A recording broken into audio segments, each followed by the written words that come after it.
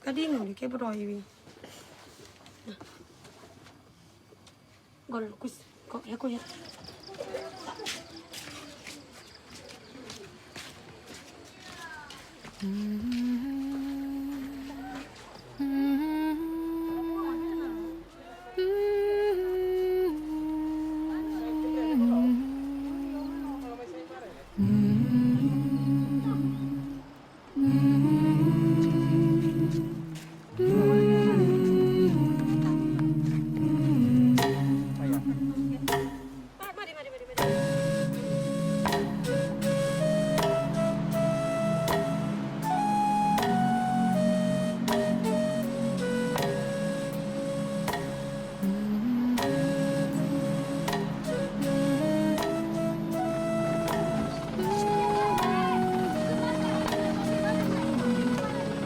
Umur 7 tahun, pergi asrama.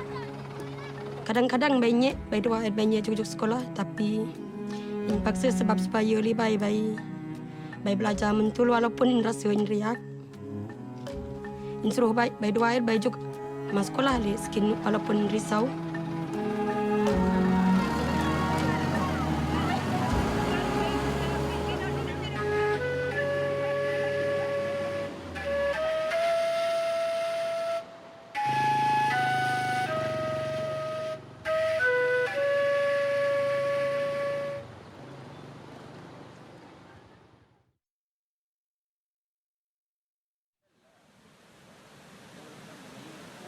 Cik adalah seorang hik ke Malaysia. Kebanyakan seorang hik ada jika ikut pendalaman dan kebanyakan sekolahnya daripada kampung. Kena menek nai, nai hot kena nai berpendidikan. Jadi nai berkorban, nai ngeng kena nai juga nak asrama walaupun nyak Julina sendiri.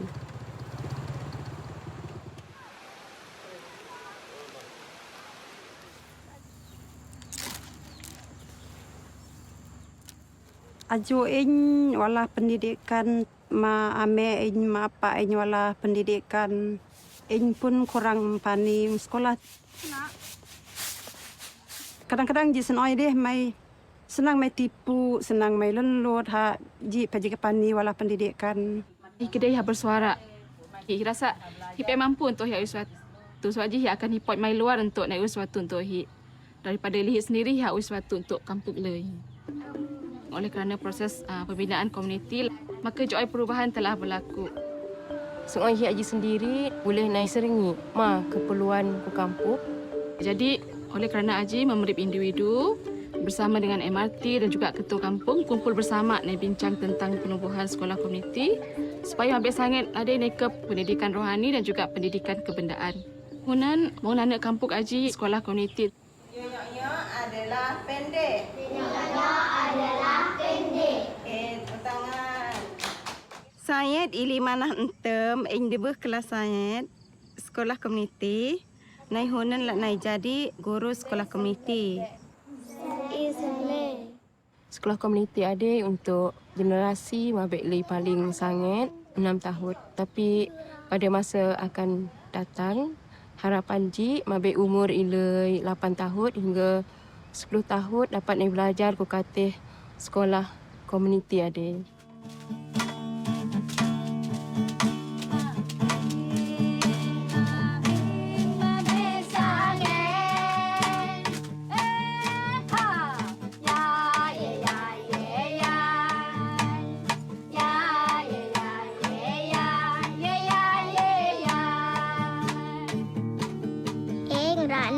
Jadi doktor. Eng ha jadi mereka baju semua hit. Eng ha berkhidmat ajar membek saya.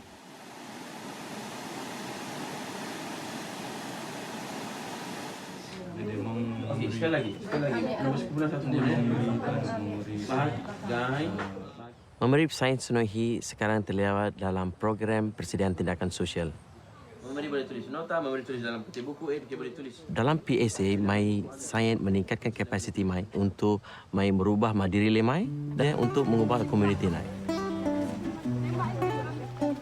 Mai belajar hari ini tentang pendidikan. Mai jumpa rumai apa ambil dan mai apa ni lebih lanjut lagi. Harokah dari zaman entem sampai sekarang pendidikan lebih berubah komuniti nak jadi. Sebelum ada, jarang sekali hineng mai nyem-nyam ada. Mai cip-cip, mai berbincang bersama dengan mai ranak. Program PSA kiop mabe nana peluang untuk mai berat secara terbuka. Mai berbincang bersama untuk mendapat mana pemahaman yang sama je.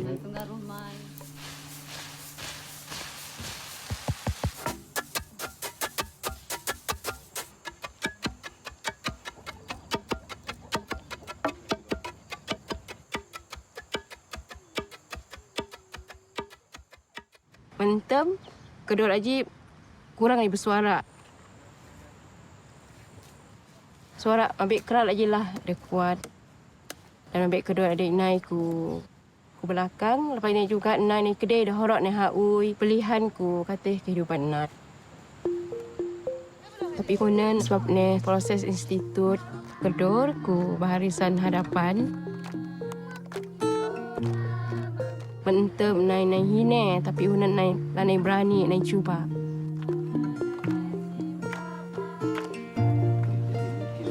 Dan hine juga hunan suara kedor juga lagi lah sama. Bukan setakat gigi je dah.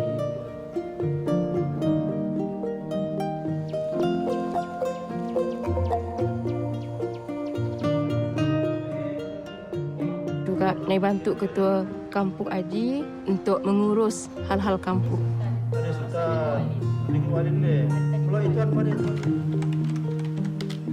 Dari segi hal-hal pentadbiran, naik bantu dari segi surat menyurat. Dan orang ni hakui kerja Aji secara sistematik.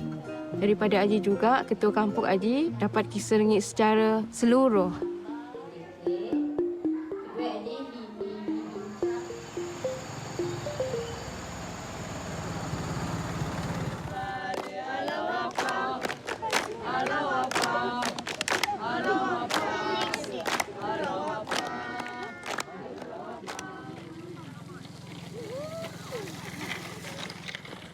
Sejak tahun 1950-an, orang Malaysia mula mempelajari ajaran-ajaran Baha'u'llah dan pada hari ini ada lebih kurang beribu-ribu orang di Malaysia yang sedang cuba menterjemahkan visi Baha'u'llah tentang transformasi sosial dan rohani kepada realiti. Dan perubahan yang kita melihat ini ia dimulakan oleh penduduk tempatan mereka tersendiri.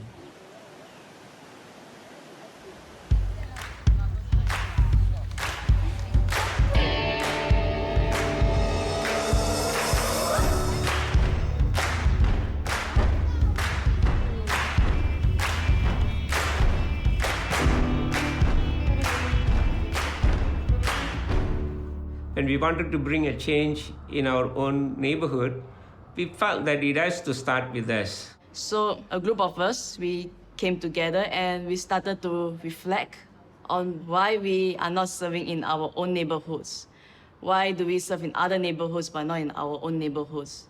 We felt like our neighbors were too busy and they would not be interested in coming together. But we have never even spoken to our neighbors, so how would we know if it was true or not? So we decided to go outside and just talk to our neighbors. At the first day we went out, we did not meet any neighbors and the streets were empty. And so we said it's okay, we can try again tomorrow.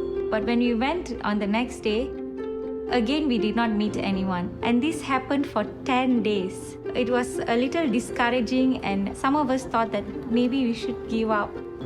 But then we said no, we should not lose hope and we should keep going out. And finally, we met a few neighbors and started having conversations with them.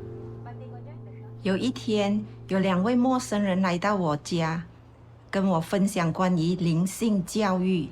他们就讲要邀请我家的小孩参加儿童班和青少年班。我就想到我的女儿时常放学回到家就爬到楼上，然后看电话，很少出来跟别人互动啊。我知道这个是一个很不好的现象，我就想到哇，灵性教育的确可以帮助到他。我放学一回到家，就直接进我的房间里面，然后很少跟我的父母沟通，尤其是我的妈妈。我基本上呢是属于那种零沟通、零交流，然后就是很少会表达我自己的内心的一个人。我第一次去我邻居家参加青少年小组的时候，我是非常抗拒的。我在那里，我对全部人都不认识，然后我也很抗拒，因为我的妈妈，所以她就叫我去参加这个小组。在这边，我交流了很多那些新的邻居啦，也表达了很多我自己的想法。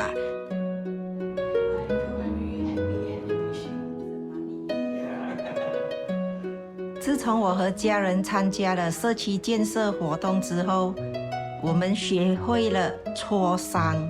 我看到了孩子们比较善于表达他们的意见，也比较乐意跟我们分享他们的内心世界，这让我们拉近了彼此的感情。我比较多跟我的妈妈还有我的家人一起交流沟通，我们的家里的那个团结精神更提高了一层。然后最后就是这样子rehearsal。OK， 那我们就给他们带快乐给小朋友。对。我现在也有帮忙以及协助我妈妈的儿童班。我们教的这一班，有些孩子呢是有学习困难的。我们除了教导儿童班课程，我们也教他们学习和阅读。所以每当他们会阅读的时候，以及有一些进步的时候，我是真的很开心，以及很激动。然后至少我在帮忙我妈妈的儿童班，而不是躺在我的家里看电话。Hold on tight and you won't have any. Let it, spend it, give it away, and it comes right back to you. 通过这个社区建设活动，我们一家人都有一个共同的目标。一起学习，一起成长，一起建设更美好的社区。现在我和我的邻居去邀请其他的邻居参与这个社区建设活动，因为我认为每个人都应该有一个机会认识并参与这个活动。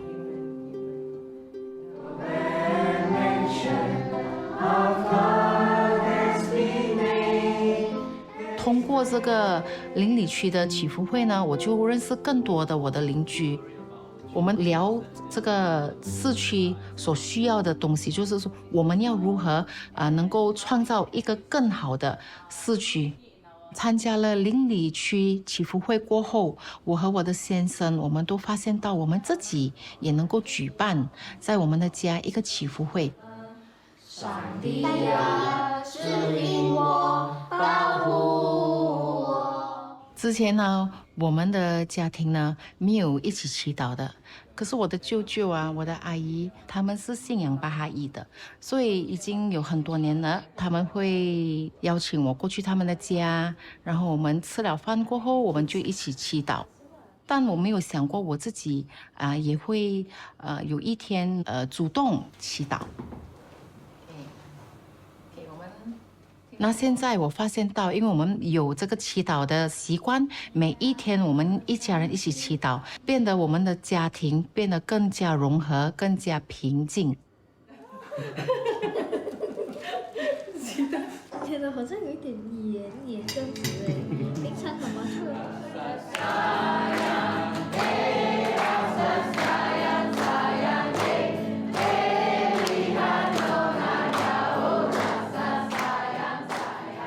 ？It's been 3 years now, and there are 135 families engaged in the community building process.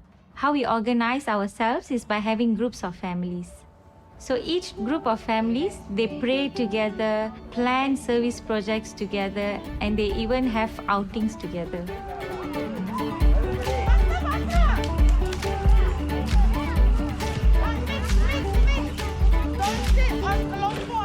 Today we are together to have a picnic, to enjoy each other's company and sing some songs and just enjoy the morning.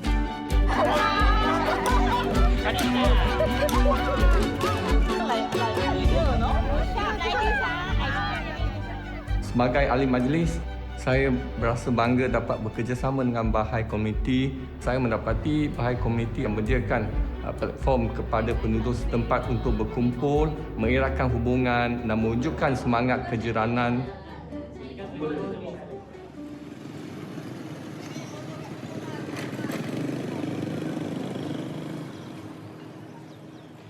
In this neighborhood, we started with a few junior youth group insurance classes. Only when we started, we realized that these junior youths and children didn't know how to read and write. They can't even recognize alphabets. So to help them, now we have started literacy classes. Okay, what is this? Hey. Hey. Hey. Hey. Okay, what is this? Yes. Yes. Okay, what is this? Eyebrow. Eyebrow. Eyebrow. What is this? Finger. Fingers.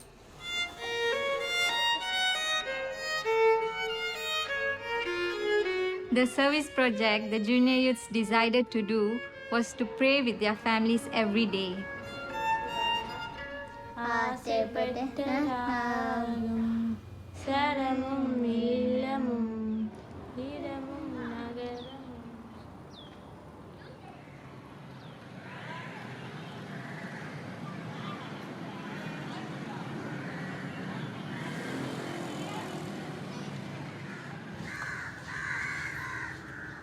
I grew up from this neighborhood where it is characterized as an overcrowded place with many people living nearby each other. One good thing is that everyone knows everyone and they're very helpful.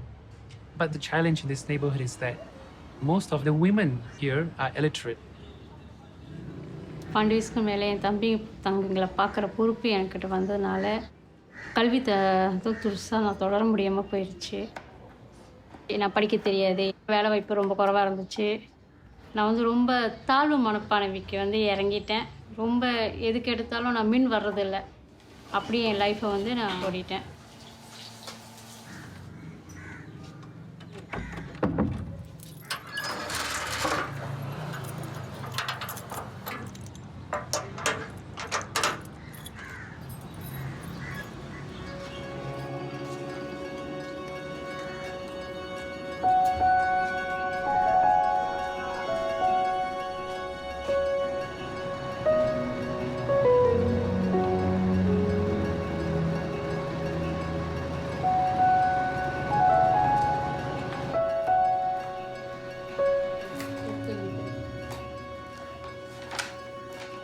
ஒரு அம்மாவாக இருந்து என் பிள்ளைக்கு வீட்டு பாடம் சொல்லிக் கொடுக்க முடியல. என் குழந்தை என்கிட்ட நிறைய கேள்வி கேட்குறப்ப என்னால் எனக்கு பதில் சொல்ல தெரியல. ரொம்ப கஷ்டப்பட்டேன். அது நான் மற்றவங்ககிட்ட கேட்குறதுக்கும் வெக்கப்பட்டுக்கிட்டு கேட்கவும் இல்லாமல் என் பிள்ளையை நான் எப்படி வளர்க்க போகிறேன்ற ஒரு எதிர்பார்ப்பு எனக்கு ரொம்ப அதிகமாக இருந்துச்சு. என்னோடய பக்கத்து வீட்டுக்காரங்க என்னை இந்த ரோகி புக் படிக்க சொல்லி என்னை கூப்பிட்டாங்க. எனக்கு படிக்க தெரியாத ஒரு விஷயத்தினால நான் எனக்கு தெரியாது, எனக்கு வேணான்னு அவங்ககிட்ட சொல்லிட்டேன். அவங்க திருப்பி படிக்க தெரியலாம் பரவாயில்ல, நீங்கள் பாருங்கள். இந்த ரூகி புக்குனால எழுத படிக்க நான் கற்றுக்கிட்டேன். எனக்கு நான் சோர்ந்து போகிறப்பெல்லாம் என்னை தட்டி எழுப்புகிற ஒரு அப்துல் பஹார் ரைட்டிங்ஸ் தான் எனக்கு நினப்பு வரும். எதுக்காக நீ படிக்கப்பட்டாயோ அந்த நிலைக்கு நீ உயிர்வாய்க. எனக்கு அந்த துணிச்சல் வந்துச்சு. நான் துணிஞ்சு பேச ஆரம்பித்தேன்.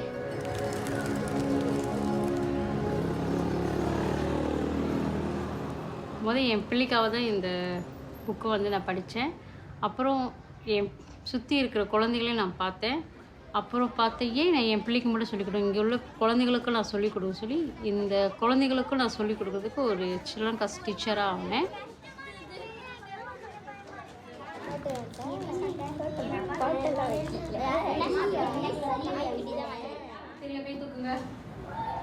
நீங்க சொல்லுங்க. ஜஸ்டிஸ். ஜஸ்டிஸ். யூனிட்டி. யூனிட்டி. நான் ஒரு ஏடிசிஎன் மெம்பராகவும் இருக்கேன். அண்டை வீட்டாட்ட போய்ட்டு நாங்கள் கலந்துரையாடி அவங்க கூட ஒரு கூட்டு பிரார்த்தனை வச்சு அவங்களுக்கு கூட ஒரு சந்தோஷமான ஒரு சூழ்நிலையை நான் வந்து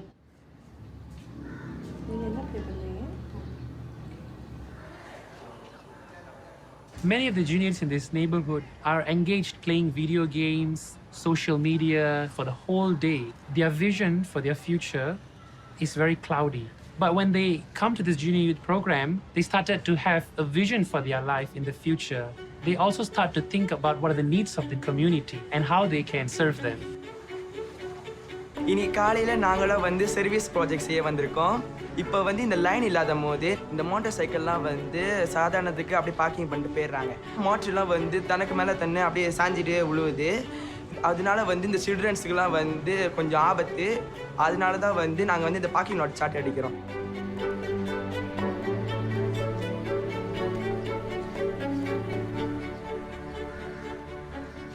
Many of the junior youths here, they neglect their studies.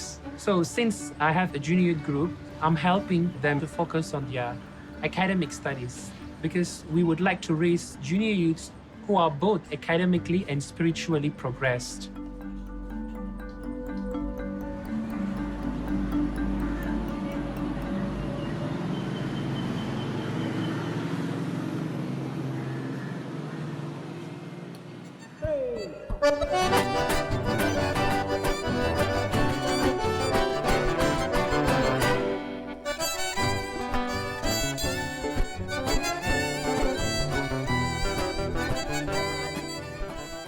O nosso agrupamento fica localizado na região sul do Brasil. E culturalmente as pessoas são muito amigáveis, muito animadas, muito calorosa. Mas hoje a gente vê que já não existe muito essa confiança entre as pessoas. E, infelizmente, isso se dá por fatores sociais negativos, como a violência, o abuso de drogas, a criminalidade e a pobreza. Oi, tudo bem? Eu vou querer 2 pães aqui.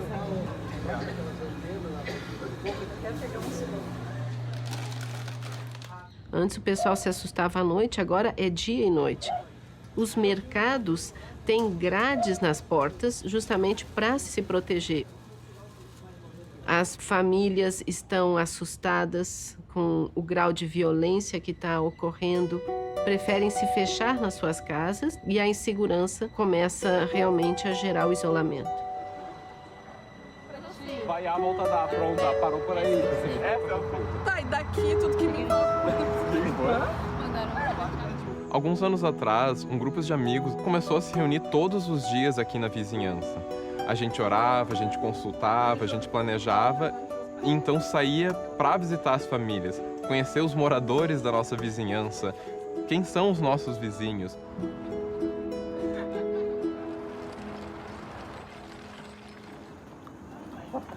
A vida que eu levo aqui, ela às vezes ela é difícil, às vezes ela é fácil, né? Depende muito do dia, né? Eu cuido das minhas crianças sozinho, né? Há 9 anos. E às vezes vêm os amigos aqui também, ajudam, né? Aí eu reúno todas as minhas crianças e a gente ora todo mundo junto. E isso se torna um pouco mais tranquilo, né? Mas Ele é mais ou menos, pode levar. Conforme a gente foi visitando as casas e conhecendo mais gente, descobri que todo mundo quer o bem, assim, para o nosso bairro. A gente percebeu que as visitas aos lares, elas são a base para a construção de comunidade. O nosso conceito de visita aos lares também começou a mudar, né, a se transformar. Porque antes a gente tinha muito essa ideia que a visita aos lares era uma coisa muito formal. A gente até pensava em qual tópico ia conversar, a gente tinha marcar com a pessoa que ia receber. Mas na realidade, a visita aos lares ela é uma coisa muito mais natural. A gente visita esses vizinhos com uma grande frequência. A gente acaba conversando sobre temas que envolvem as suas vidas. Então, as visitas aos lares, ela criou esse espírito de unidade e de amizade entre os amigos aqui da localidade. Todos foram convidados a fazer parte desse processo de transformação de comunidade. Eu tenho 14 anos e eu sou professora, dou aula de crianças.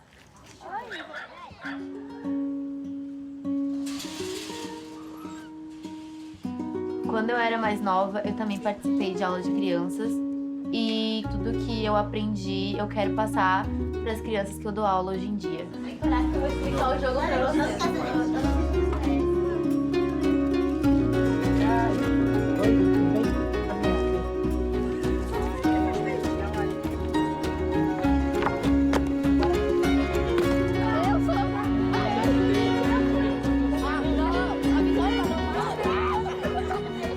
Hoje, no nosso grupo de pré-jovem, a gente decidiu que deveria ter algumas mudanças no nosso bairro. Decidimos que seria melhor colocarmos lixeiras por causa da poluição.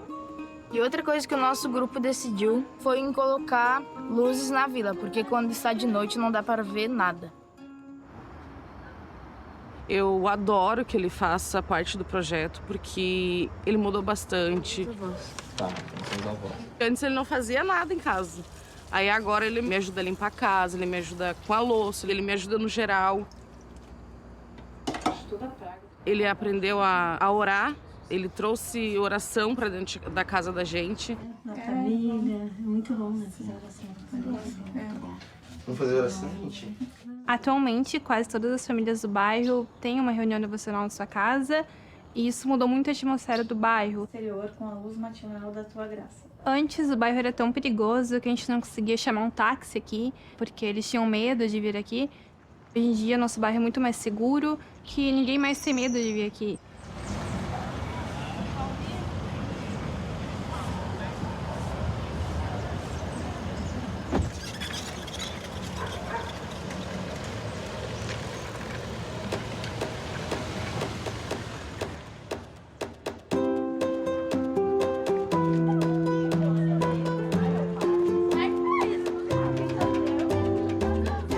Hoje a gente vê as crianças brincando na rua, porque as famílias confiam mais uma na outra, tem menos violência e drogas, e todos se sentem mais tranquilos e seguros.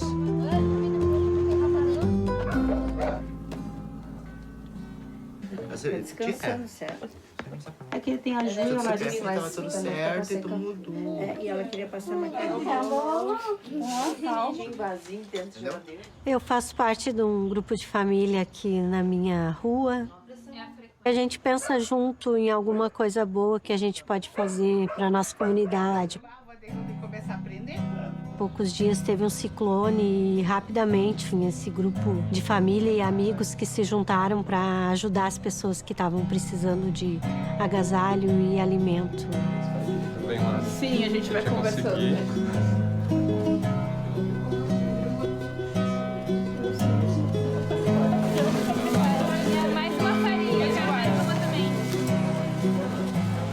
Estamos começando a ter vislumbres, né, desse poder que é liberado da construção de comunidade.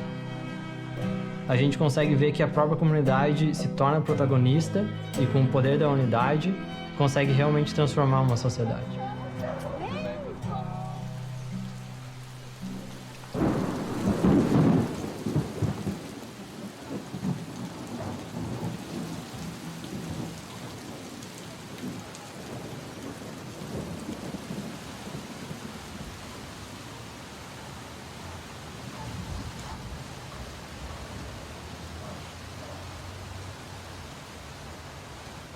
Muitos dos pré-jovens começam a trabalhar com uma idade muito nova.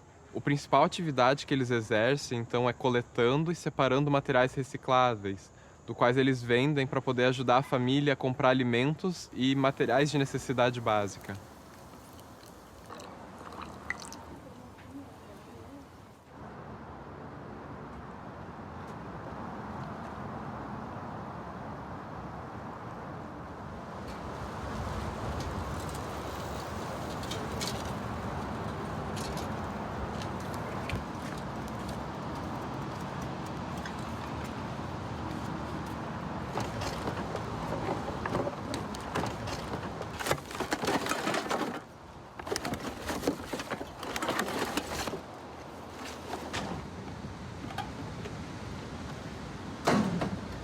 Eu tinha meus 6 anos, juntei material, reciclagem, ajudei minha mãe a botar dinheiro para dentro de casa e comida.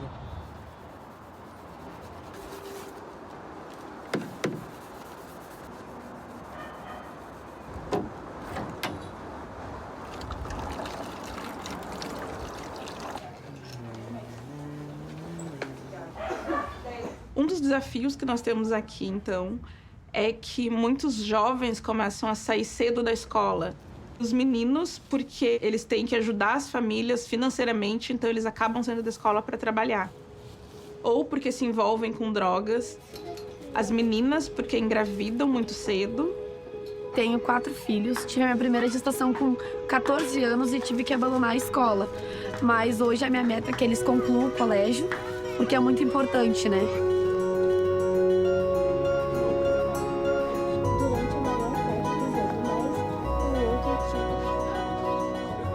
Quando eles começaram a participar do programa de pré-jovens, eles começaram a ter uma consciência maior da importância do ensino, de melhorar o mundo ou sobre o próprio futuro.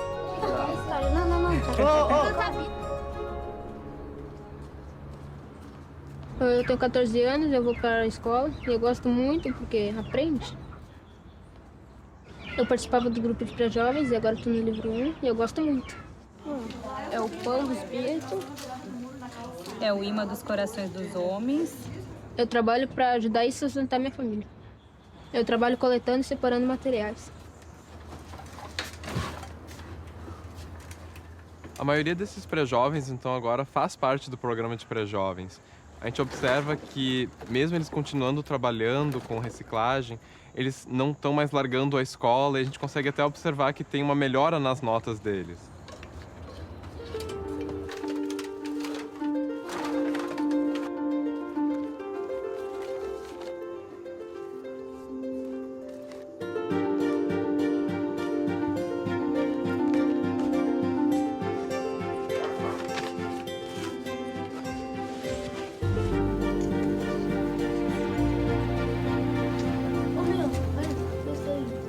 A gente vê animadores que ajudam os seus pré-jovens com os deveres de casa e algumas matérias que eles estão tendo dificuldades. Por causa da pandemia, eu rodei de ano. Quando eu rodei, fiquei muito triste. Comecei a ficar com depressão. Hoje, com essa classe, eu me sinto melhor, fico feliz. Tô aprendendo as matérias que eu não consegui aprender. E tu vai colocar os números, ok? Isso. Uma das fortalezas da nossa comunidade é que as instituições elas encorajam muito as iniciativas individuais. Por exemplo, a gente tinha uma vizinha que ela tinha recém terminado o livro 1 e ela estava muito empolgada, então ela apagou todo o livro e levou na casa da vizinha para elas poderem estudar juntas. E apesar de não ser uma tutora, todos ficaram muito felizes e as instituições então começaram a pensar em como a gente pode estar apoiando mais ela e acompanhando para que ela possa seguir tutoriando o livro. Aqui, ó. Eu estava navegando online, aí vi algumas postagens bem legais de uma colega minha que realizava várias atividades no bairro onde ela mora. Achei aquilo super interessante e resolvi perguntar para ela de que forma que ela realizava e decidi que eu poderia também fazer essas atividades aqui no bairro onde eu moro. Ela me apresentou uma outra amiga e através dessa amiga comecei a realizar os estudos do instituto. E a partir disso comecei a fazer as aulas de crianças e as aulas dos pré-jovens. Ao final de cada livro, nós pensamos num ato de serviço. Cada um dava a sua ideia do que a gente podia fazer para a melhora do local onde a gente mora. Foi levantado, uma ideia através de uma das alunas, fazer esse ato de serviço voltado para pobreza menstrual. Elas mesmas notaram, dentro do grupo, de dificuldade de algumas alunas até de ir para a escola devido a não ter um absorvente para usar e ter dificuldade de adquirir esse absorvente. O grupo passou daí a criar conscientização dos familiares, todos os moradores da importância de participarem desse projeto.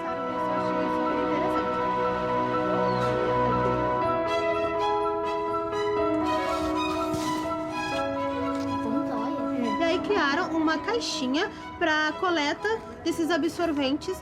Todos os moradores, os pais, familiares ajudaram a arrecadar, pegaram a caixa e levaram até a escola e onde ficou lá para todas as alunas utilizarem.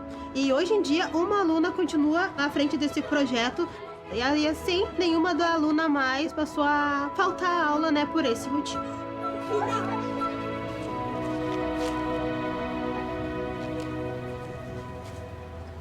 Cresci num lugar onde tinha muita violência, num lugar que não trazia conforto para ninguém. Daí eu fiquei grávida, tive que parar de estudar, eu me sentia sozinha. O que foi? Tá com tosse?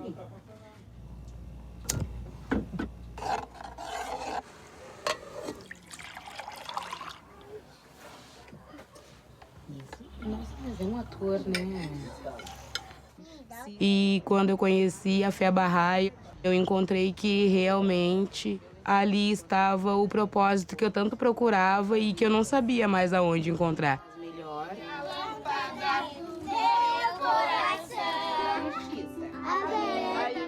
Eu sou uma professora agora. Agora vemos realmente a transformação com as aulinhas.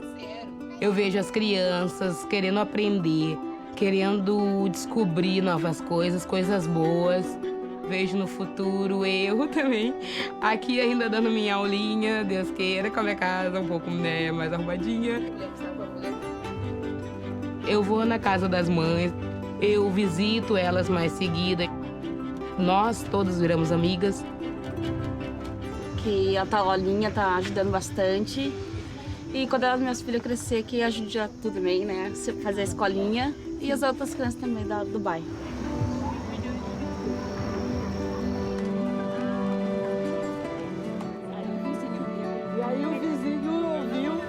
Eu e as outras mães nos reunimos com frequência, falamos sobre os filhos, falamos sobre oração, falamos sobre nossas vidas, a gente está se ajudando bastante, querendo realmente que dessa comunidade surja algo bom mesmo. É a revelação de Bahá'u'lláh que está realmente empoderando todos os amigos a poder fazer uma mudança espiritual, uma mudança social também no seu entorno.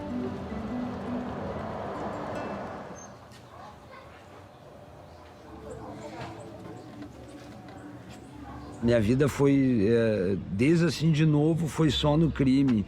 Eu fui envolvido com drogas, estive num mundo de violência e eu fiquei preso durante 10 anos da minha vida. Perdi meu filho, perdi minha esposa, perdi meu irmão no mundo das drogas. Cada vez mais as coisas ficavam difíceis. A fé Bahá'í me ajuda a tirar desse buraco. As orações me ajudaram muito a suportar essas dores, né? Graças a Abdul Bahá, hoje sou uma pessoa melhor. Eu comecei a entender o próximo, a valorizar a família, amigos e ao próximo. É tudo que consiste a vida em si, né? Vamos plantar a sementinha do amor. Plantar, cultivar é possível.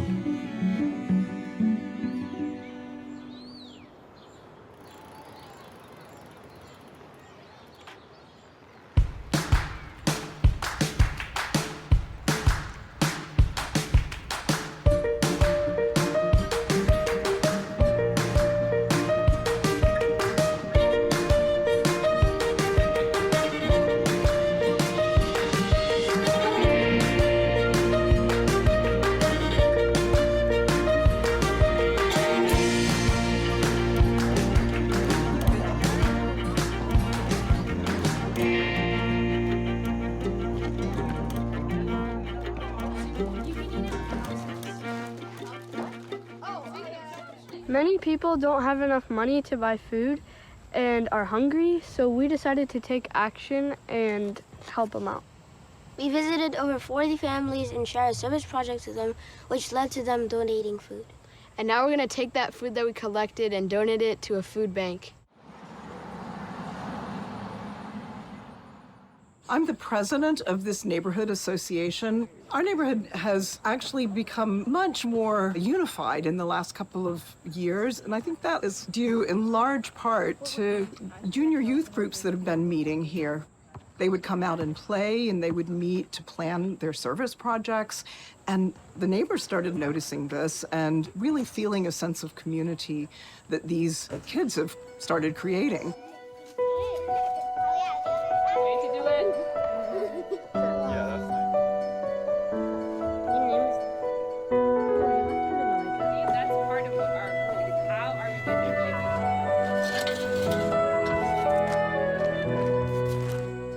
Today we're building a community garden as a service project for our junior youth group, and we're doing this to help connect the different members of our community together because we have like a gap between generations, between young children and older people, so we think it's a good way to unite and connect the neighbors. I'm in my last year of high school, and I've been co-animating a junior youth group for about a year now. I remember being a junior youth in my group, and I remember I was kind of loud and annoying, and it probably looked like I didn't get anything out of it, but the conversations were really impactful for me, and that's why I became an animator.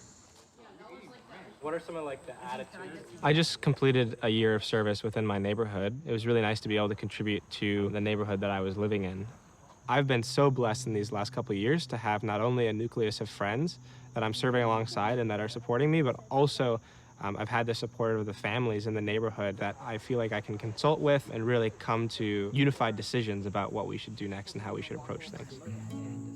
I used to create this false dichotomy in my mind in regards to what counted as service. I was like, okay, only my junior youth group or only my children's class is service. But if I'm really thinking about service, not as an event that I'm going to or an activity that I'm completing, but more as an undercurrent that's informing all of the different activities that I'm engaging in. That really allows for much more space for service just in my life generally. One question we are asking ourselves is, what does a coherent life of service look like? And what we're realizing is that it looks different at every stage of life. When my wife and I were younger, we were serving in the neighborhood all the time. Home visits every night, multiple devotionals, study circles, junior youth groups, everything. We joked that we were like midfielders on a soccer team. We were up, back, left, right, everywhere. But then we got older, we had kids, we moved into a different neighborhood, we started full-time work, and we began to realize that we just couldn't serve that way anymore. At first we thought we were failing, that we were doing something wrong. But then we realized, actually, we're not even playing soccer. What we're doing now is we're running a marathon, and that's a totally different thing.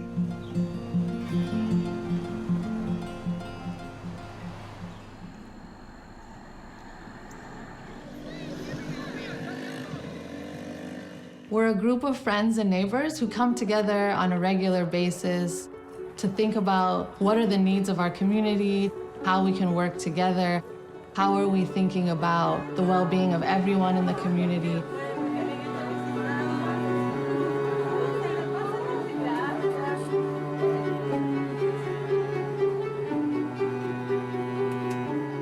I'm the president of this neighborhood. We have a lot of youth out here that has a lot of talent, but some of the challenges we face is gun violence in our neighborhood. So with these youth groups, it teaches the children how to help other children become better people. And if we continue to have these programs, I really feel that we can make a difference in our community. As we started more and more junior youth groups in the neighborhood, we started to notice a trend. So whenever it came time for the junior youth to read during group, they would refuse. They would throw their books, they would try to get the other junior youth not to read. And at first we thought these were behavioral challenges, and so we would try to address them as such. But as time went on, it became clear that it wasn't a behavioral problem. It was that the junior youth couldn't read the text. As we looked into it more, it became clear this was a challenge across the neighborhood. Junior youth in this neighborhood could not read at age level. So we started an organization that could provide one-on-one academic tutoring to strengthen the literacy levels of the junior youth in this neighborhood. Now in the junior youth group, they're more eager to read. They're more focused, and they even are helping each other when they struggle to read.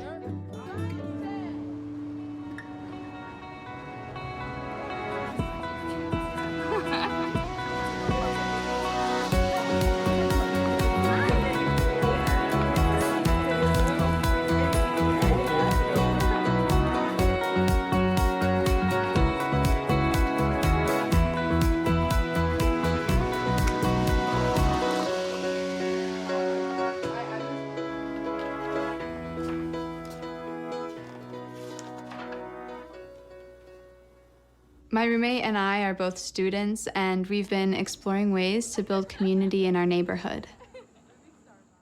Come after middle school, they either hang out and do good things. We've opened up our home to have study circles and devotionals in our apartment. Trying to invite youth to join the community building process by explaining it as merely a set of activities has proven challenging. Often they're not interested or they find it difficult to find time in their life. But when we share the purpose behind these activities, the greater vision of Baha'u'llah, of the transformation of the individual and society, youth are eager to contribute. When I learned about the vision that Baha'u'llah had for the oneness of humanity, it really spoke to me. When I was younger, I went to a mostly white school, and being one of the few Black children there, I did feel kind of like I was under a microscope. It feels almost as if you're representing your race. And during lunch, I felt a lot of anxiety. I didn't know who to sit with because Black kids were sitting on one side and white kids were sitting on the other. And I wanted to sit with both. One day, a family friend told my mom and I about the Baha'i religion, and she invited us to a devotional gathering. And when I arrived, I was just blown away. I saw so many different people of different religions, ethnicities, just coming together and singing together, talking together, and I just felt like I belonged. I'm serving as an animator in one of the neighborhoods. I really love talking with young people about these spiritual concepts and how they can bring that into their own lives.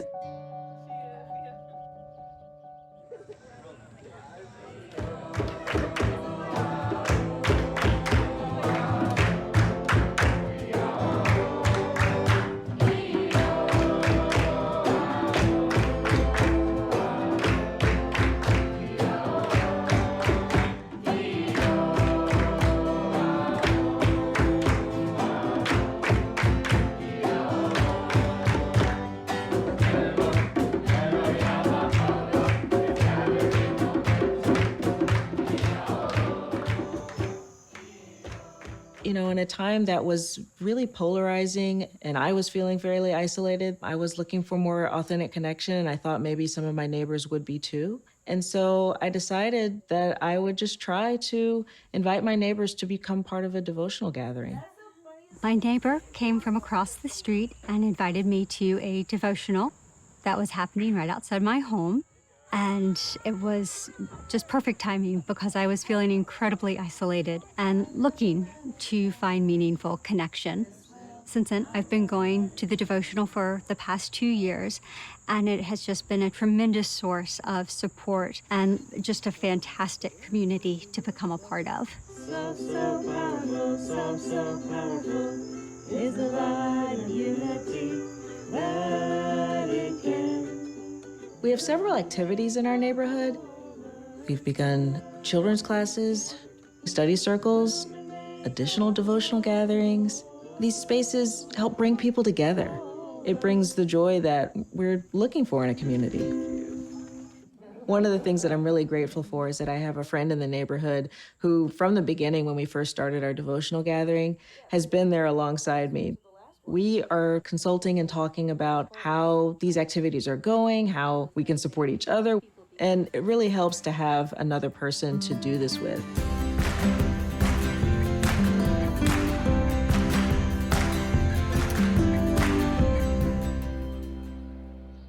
One day, a neighbor from down the street asked me if I would be interested in participating in a study circle. And my first reaction was, I don't have time for this because I'm super busy. And I even said that to her.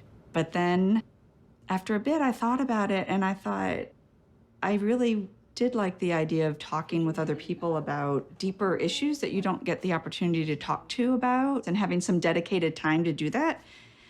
So I decided to join the study circle, and we would talk about the various quotations. There were a couple that really spoke to me. So the one about when you have a thought of war, to oppose that with a stronger thought of peace. When you have a thought of hatred, oppose that with a stronger thought of love. And I use that almost daily because there are things that I come up into my mind and I'm irritated by something, and then I have to stop myself and replace that with a stronger thought of love. And I remember one part of the things that we had talked about is, okay, we're in a neighborhood. What do we think that our neighborhood needs? And the first thing that came to my mind was more connection. which is kind of funny because I go about my own business all the time, but it just feels powerful to be a part of a neighborhood and not just someone living in a house next to other people.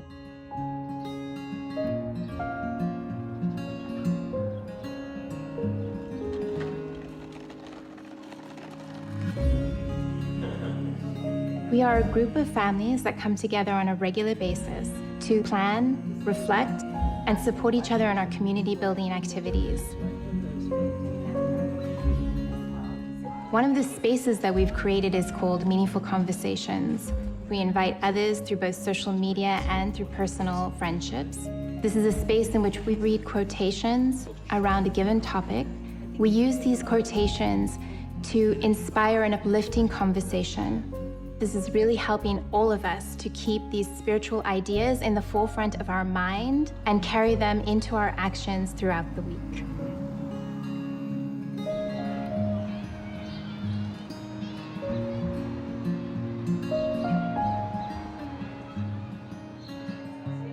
I believe that the Institute process brings people back to their basic identities of who they are and why they're here. As an African-American male, in this society, my identity has been defined for me. I'm seen as angry, violent, untrustworthy, ignorant, and a threat. Growing up under these circumstances, it was very hard for me to understand who I truly am and why I'm here. And that challenge has really broken most of us. But studying the writings and understanding that actually I'm created noble and spiritual, then that relieves all of those burdens. And then I see myself as a spiritual, noble human being. And not only that, I also see others in that same light. You're then able to become that protagonist and really help others as part of your purpose. And I think that this helps bring us closer to Baha'u'llah's vision of the oneness of humanity.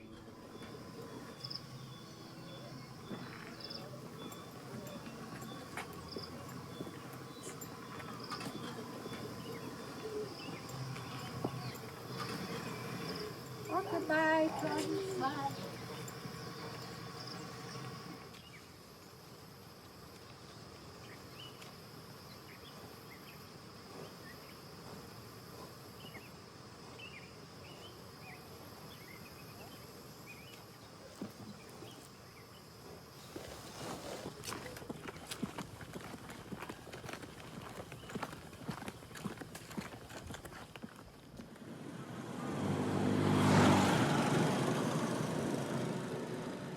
Nilipokuwa mtoto, hamu yangu ilikuwa ni kuwa mwalimu.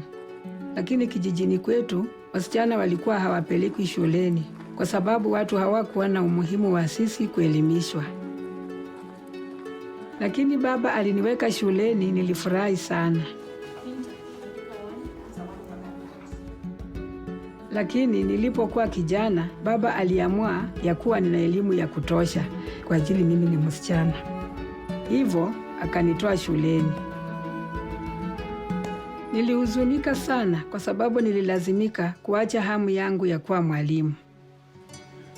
Nilipokuwa na umri wa miaka 17, niliolewa na nikahamia kijiji kipya.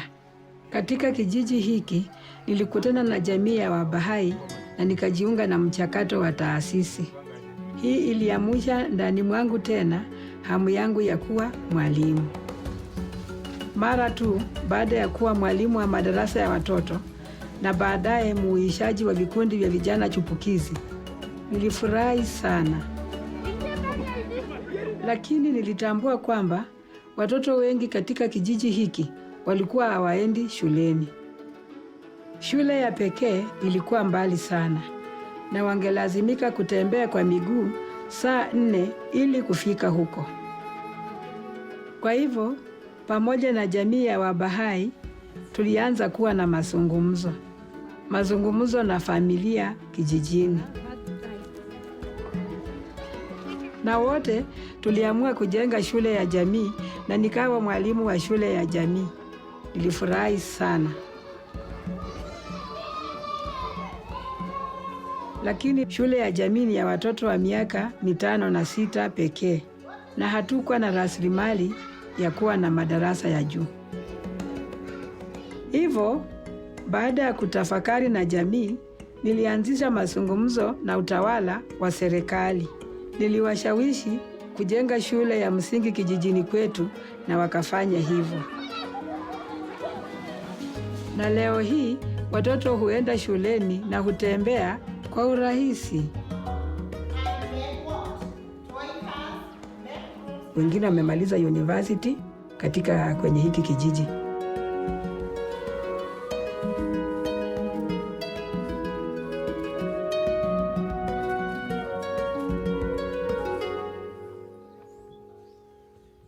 The Baha'i community here has been learning how to translate Baha'u'llah's vision of a spiritually and materially prosperous society into action. Through the Training Institute, we began to learn about the role of education in this endeavor. Wakati wa kuelekea shuleni, muende salama, kimbie mbio, salimia walimu. Haya, tuonane. Bye.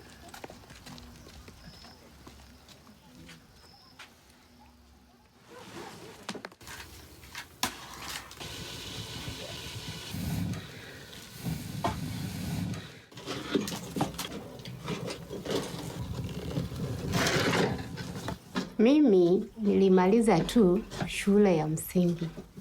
Tukaamini kwamba hakuna yoyote atakayeweza kumaliza shule ya upili. Mimi nina watoto 7 na mimi ni mzazi mmoja tu ninayewashughulikia.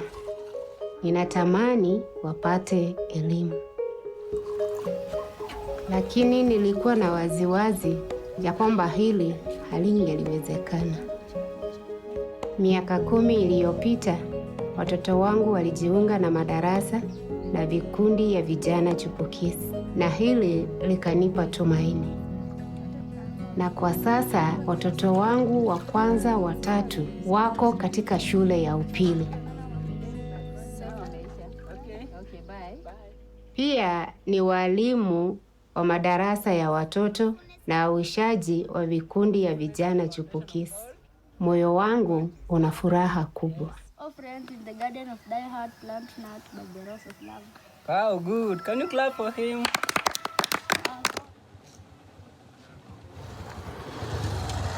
Mimi ni chifu wa eneo hili na nimekuwa nikishirikiana vizuri sana na Bahai for the last 15 years. Hapo nyuma watoto wengi wangeweza kwenda shule, na vijana wetu pia walijiingiza kwa mambo ya madawa za kulevya, na vile tulikuwa na shida ya watoto wetu wasichana kupata mimba. Kwa hivyo maisha ikawa magumu sana. Tulianza kushauriana na Bahai community kuhusu watatusaidia namna gani mambo haya, kwa sababu hawa wako na uzoefu mkubwa sana wa kuembawa vijana wetu. Chief pamoja na wazee wa kijiji mara kwa mara hushauriana na baraza la kiroho la kijiji na kutafuta mwongozo kwa masuala yanayohusu maslahi ya jumuiya. When we raise our consciousness to begin to think about the transformation of the entire village, we began to think of how to involve everyone. And as a result of that, we began to move together as a whole.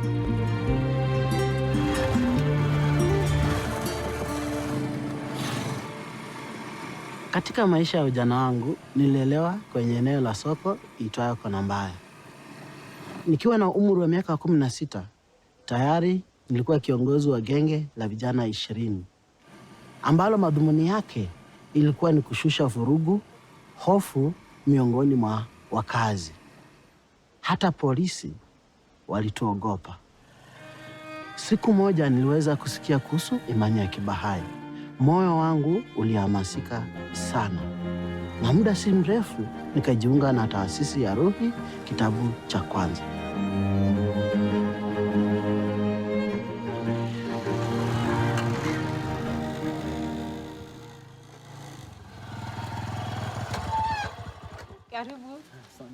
Leo hii mimi ni mrahisishaji wa ukuaji wa cluster na nawatembelea watu kijijini, kuwatia moyo na kuwasaidia kwenye juhudi zao za uandaaji wa mikutano ya ibada na ziara za majumbani.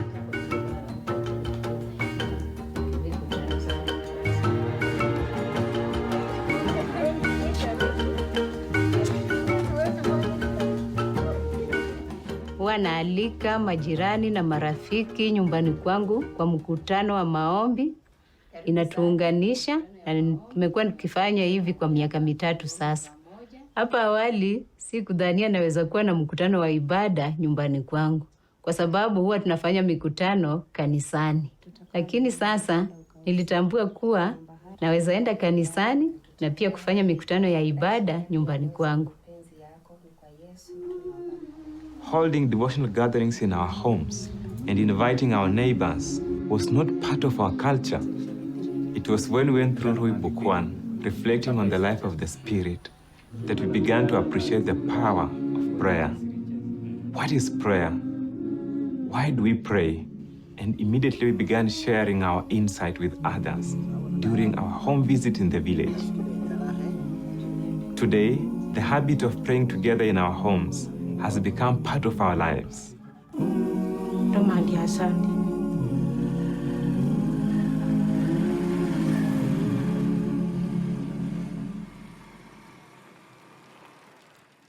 Traditionally in the past, men who are lazy, you'll often find them sitting under a tree, waiting for their wives to feed them, clean for them, take care of children, and work on the land. Men thought that women were weak creatures, but women did everything.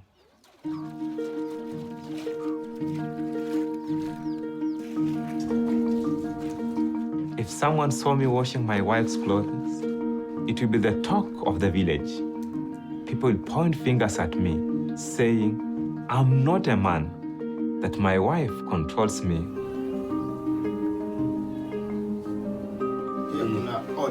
Because of the community building process, the consciousness about the equality of women and men has been raised.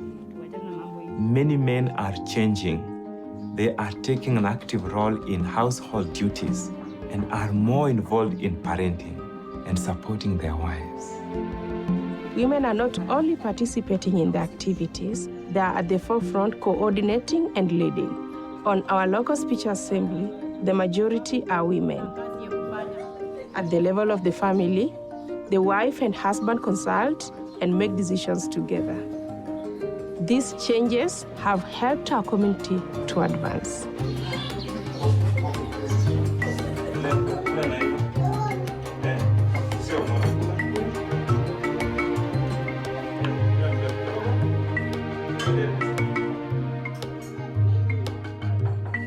The community building process created for us a foundation for social action efforts to advance.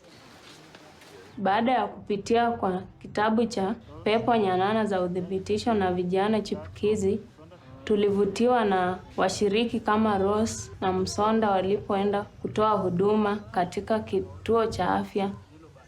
Sisi pia hutembelea vituo vya afya kadhaa mara kwa mara kwa ajili ya kutoa huduma.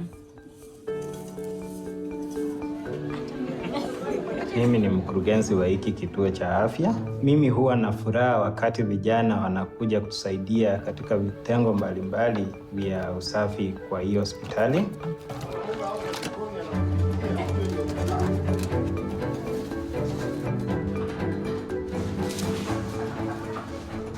Na wanapomaliza huwa tunawapa mafunzo ya kiafya.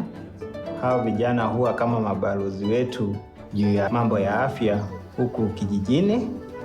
Ama ugonjwa wote ile.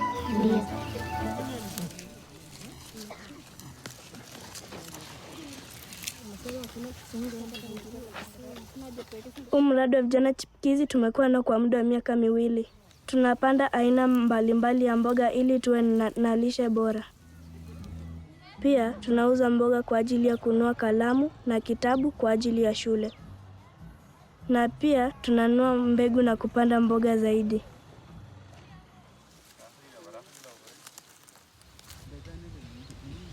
Ya hii jamii yetu imekuwa ikipanda tu mahindi peke yake. PSA imefanya tumejua kwamba tunaweza kupanda vitu vingine kama vile mboga na matunda. Pale awali familia yangu ilikuwa inatumia pesa mingi sana kwenda sokoni na kununua mboga na matunda. Lakini kutoka nitimu katika masomo ya PSA, niliweza kupanda vitu tofauti nyumbani. Nimepanda mboga aina tofauti, nimepanda na matunda. Sasa hizi familia tuhitaji kwenda sokoni kununua vitu. Sasa hizi wanahifadhi pesa na hizo pesa zinasaidia kufunza wale wadogo wangu. Sasa hizi familia yangu iko na furaha, mambo yote yanaendelea jinsi ambavyo yanafaa kuwa.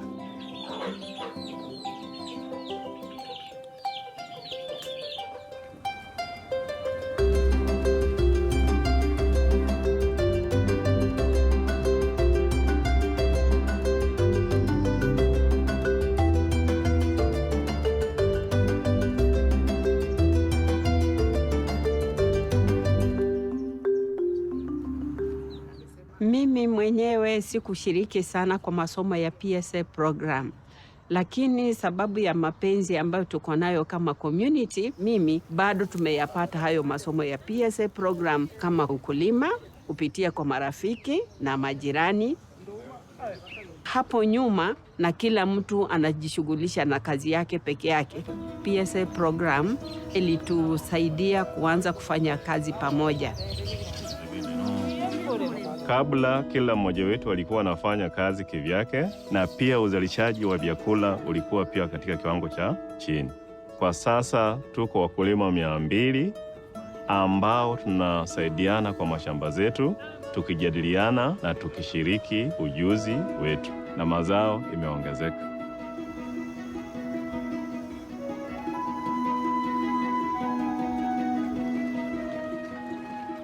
Worship and service have become the center of our lives, and we are so honored that the first local house of worship in Africa is here in Matunda soil. Kila mtu yoyote, kabila yoyote, kanisa lolote, kwenda nyumba ya ibada kwa ajili ya maombi. Tuseme ni ya community. Now with the house of worship, many families go and say prayers together very early in the morning before they go to their daily activities.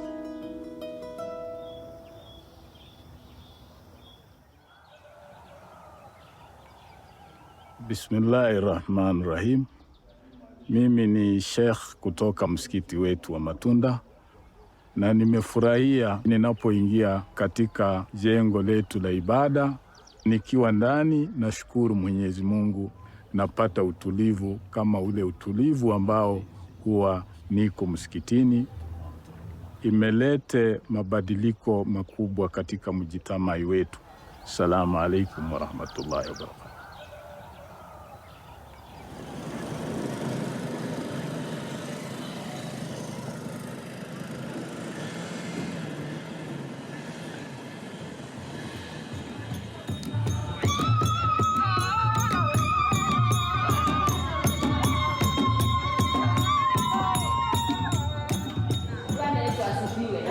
Katika kanisa langu, mimi ni katibu wa wanawake na waongoza na kuwashauri.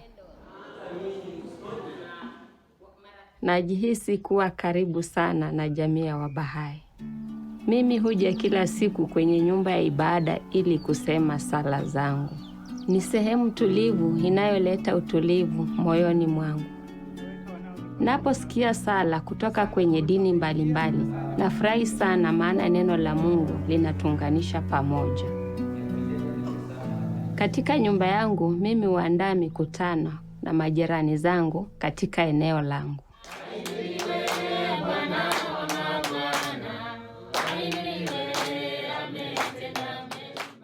Sisi ni kikundi cha familia 15, hukutana kila wiki. Sisi ni majirani kutoka dini na dhehebu mbalimbali.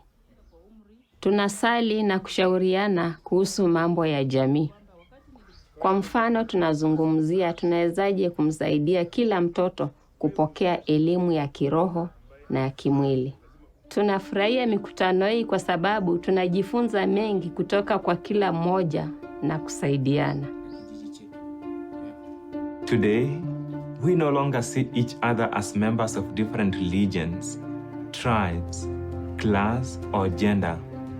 Because of the revelation of Baha'u'llah, we see each other as members of one community, recognizing that together we are the protagonists in creating a spiritually and materially prosperous society.